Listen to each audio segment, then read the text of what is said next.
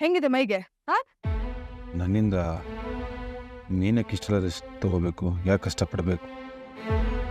ಇದನ್ನ ನೀನು ನನಗೆ ಫೋನ್ ಮಾಡೋಕ್ಕೂ ಮುಂಚೆನೇ ಯೋಚನೆ ಮಾಡಬೇಕಿತ್ತು. ನಂದೇ ತಪ್ಪು. ನಾನೇ ಫೋನ್ ಮಾಡಬಾರ್ದಾಗಿತ್ತು. ಅಲ್ಲ, ಪ್ರತಿ ಸಲ ನಿಂಗಿದೆ ಹಣೆ ಬರ. ನಂದೇ ತಪ್ಪು.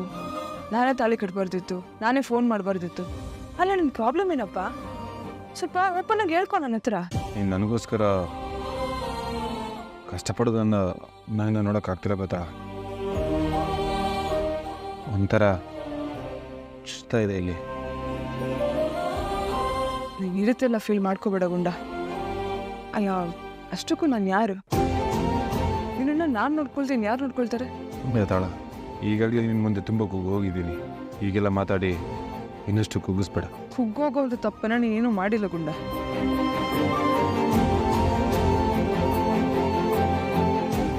ಕೆಲವೊಂದ್ಸಲ ಪರಿಸ್ಥಿತಿ ನಮ್ಮನ್ನು ಮೀರಿ ನಮ್ಮ ಕೈಲಿ ಏನೇನೋ ಮಾಡಿಸ್ಬಿಡುತ್ತೆ.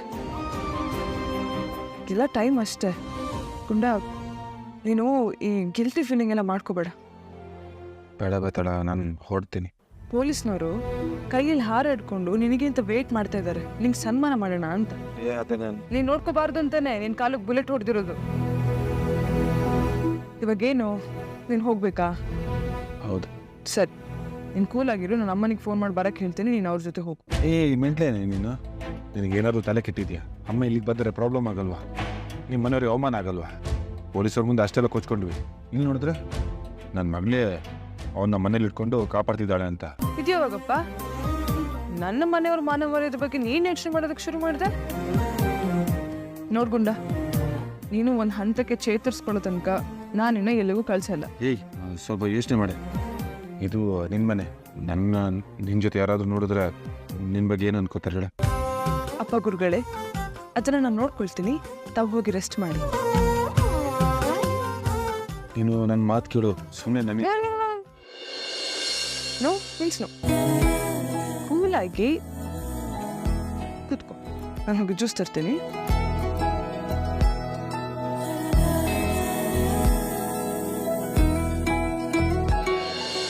ಸಾಕ್ಷಿ ಜೊತೆ ನಿಶ್ಚಿತಾರ್ಥ ಆದ್ಮೇಲೆ ಆದರೂ ಅವಳು ಸ್ವಲ್ಪ ಜವಾಬ್ದಾರಿಯಿಂದ ನಡ್ಕೋಬೇಕಾಗಿತ್ತು. ಆದರೆ ಇನ್ನೂ ಅವನು ಹಳೇ ದಾರಿನೇ. ಅತ್ತಿಗೆ, ಮದುವೆ ಕೆಲಸಗಳೆಲ್ಲ ಜೋರಾಗಿ ನಡೀತಾ ಇದೆ. ಸಂಜೆ ಒಳಗೆ ಲಗ್ನ ಪತ್ರಿಕೆ ಕೈಗೆ ಬಂದ್ಬಿಡುತ್ತೆ. ಇಂಥ ಸಮಯದಲ್ಲಿ ಅಳಿವಾಗ ಅವ್ನು ಕಾಣೆ ಆಗಿದ್ದಾನೆ ಅಂದ್ರೆ ಜನ ಏನ್ ಅನ್ಕೊಳ್ತಾರೆ? ಜನರದ್ ಬಿಡಿ, ನನಗೆ ಭಯ ಆಗ್ತಾ ಇದೆ. ಈ ಮದುವೆ ನಡೆಯುತ್ತಾ ಅತ್ತಿಗೆ?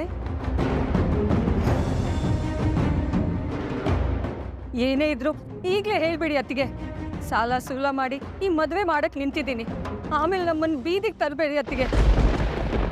ಬೀದಿಲಿರೋರ್ಗೆ ಕೈ ಕೊಟ್ಟು ಸಹಾಯ ಮಾಡಿ ಅನ್ನ ಆಶ್ರಯ ಕೊಡೋನು ನನ್ನ ಮೈದನ. ನನ್ನ ತಮ್ಮನಿಂದ ಜನಕ್ಕೆ ಒಳ್ಳೇದಾಗತ್ತೆ ವಿನಃ ಅವನು ನಂಬಿ ಯಾರು ಕೆಟ್ಟಿಲ್ಲ, ಕೆಡೋದು ಇಲ್ಲ. ಇದ್ರೆ ಯಾರನ್ನಾದ್ರೂ ಹುಡುಕ್ ತೋರಿಸಿ ನಾವು ನೋಡ್ತೇವೆ. ಮಾತೆತ್ತಿದ್ರೆ ಸಾಕು, ಹೀರೋಗೆ ಬಿಲ್ಡಪ್ ಕೊಡಕ್ ಶುರು ಮಾಡ್ಬಿಡ್ತೀರಲ್ಲ. ಅವ್ರು ಕೇಳ್ತಿರೋದೇನೋ, ನೀವು ಹೇಳ್ತಿರೋದೇನೋ. ಒಂದ್ ಹೆಣ್ಣೆತ್ತ ತಾಯಿ ನೋವು ಏನು ಅಂತ ಕೇಳ್ತಿರೋದು. ಶೈಲು, ಅದು ಹುಡುಗನ ತಾಯಿ ಆದ್ರೂ ಸರಿ, ಹುಡುಗಿ ತಾಯಿ ಆದ್ರೂ ಸರಿ, ತಾಯಿ ಯಾವತ್ತಿದ್ರು ತಾಯಿನೇ. ಸುಧಾ, ನನ್ನ ಮಗನ ಬಗ್ಗೆ ಇವತ್ತೊಂದು ಮಾತು ಹೇಳ್ತೀನಿ, ಅದನ್ನು ಬರೆದಿಟ್ಕೊ. ನನ್ನ ಮಗ ಒಂದು ಸಲ ಮಾತು ಕೊಟ್ಟ ಅಂದರೆ ಮುಗೀತು. ತಲೆ ಮೇಲೆ ತಲೆ ಬೀಳಿ ಅದನ್ನು ಅವನು ನಡೆಸ್ಕೊಡ್ತಾನೆ.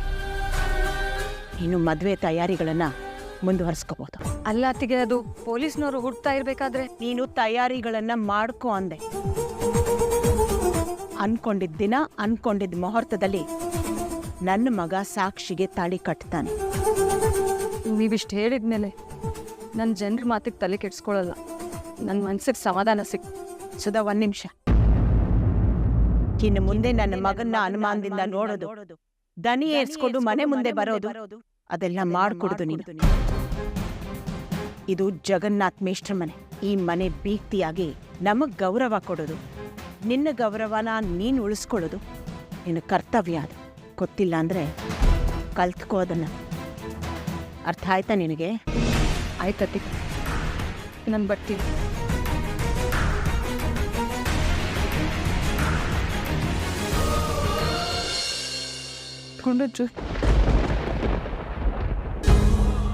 ಗುಂಡ ಚಳಿ ಆಗ್ತಿದ್ಯಾ?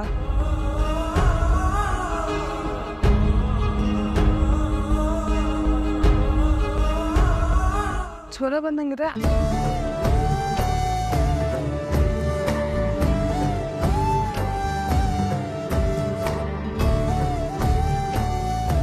ಗುಂಡ ನೋಡಲಿ.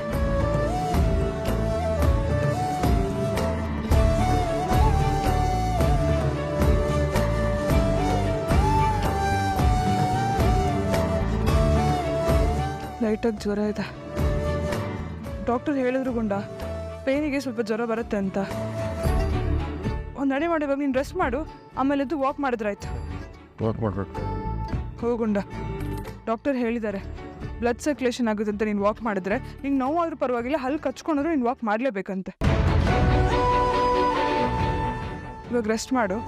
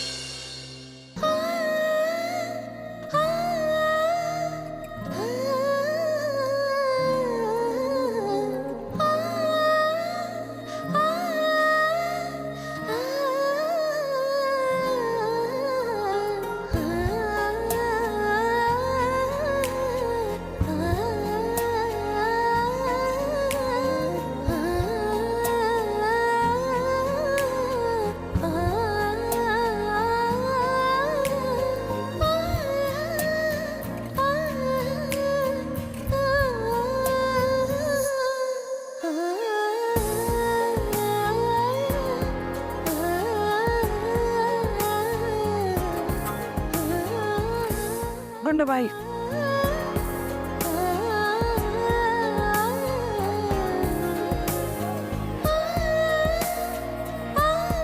ನೀರು ಕುಯ್ಯೋಣ.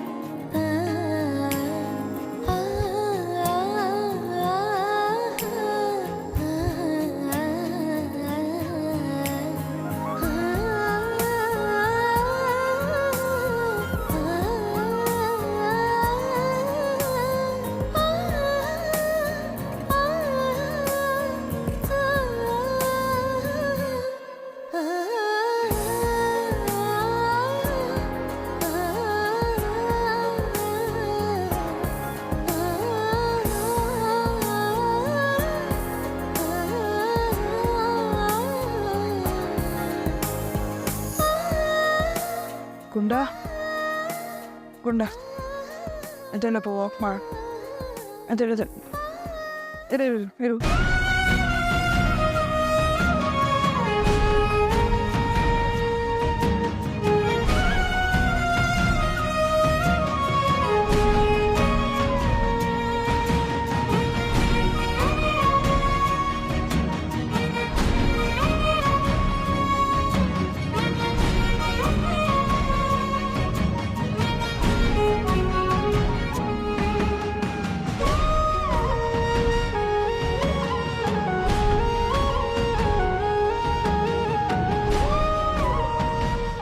ನಿಧಾನ ಮಾಡಿ.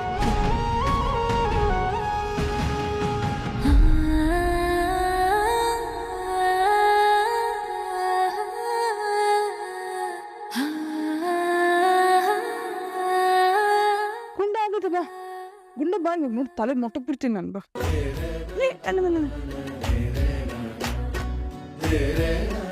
ಆಗುತ್ತೆ ಗುಂಡ ಗುಂಡ ಆಗುತ್ತೆ ಬಾ, ಏನಾಗ್ಲಿ ಬಾ, ಆಗುತ್ತೆ ಬಾ.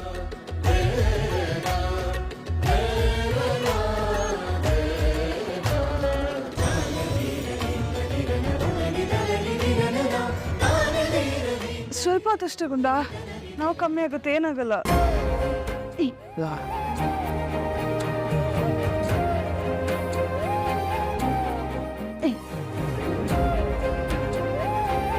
ಗುಂಡ ನೀರು ಕುಡಿತೀಯಾ ಸ್ವಲ್ಪ?